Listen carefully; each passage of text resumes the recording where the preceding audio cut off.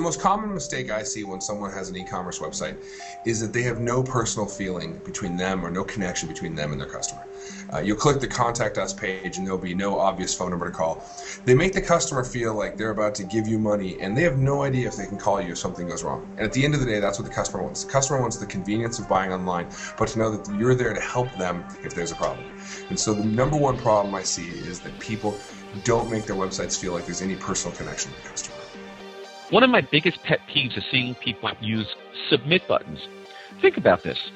When have you ever liked to submit to somebody? So why would they have that kind of language on a button?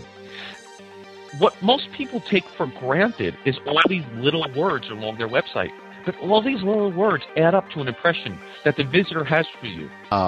One of the biggest mistakes that I do see people make is in naming images in their files and not putting alt tags, which are little pop-up windows that when you mouse over an image, you see a little set of words come up.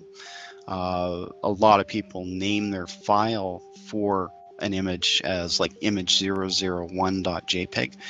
That's a big mistake. You should be naming your image for what it is. You should name it, just as an example, you're selling a book about e-commerce. It should be named book about ecommerce.jpg, and that's going to get you better search engine exposure than just naming it as image. Well, surprisingly, there are quite a lot of even large business that are completely ignoring all the possibilities the search engine marketing sector offers.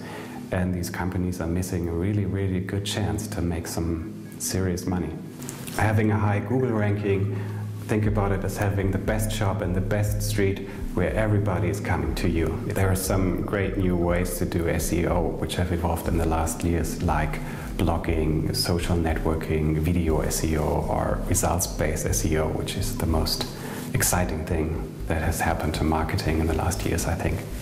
If you know you have a good product, and if you know people are looking for your products, but they just can't find you, you would be crazy not to hire a search engine marketing expert for your results-based search engine marketing. We try to do way too much in this online age, because not only do we have all of our offline tactics, the things that we were doing 15 years ago, direct mail and television, radio, and so forth, but now, since I started with the internet about 1995, at the time banner ads were the breaking technology, and since then, I've lost count of how many new opportunities, new things to learn and understand, and new ways of testing those things have come about.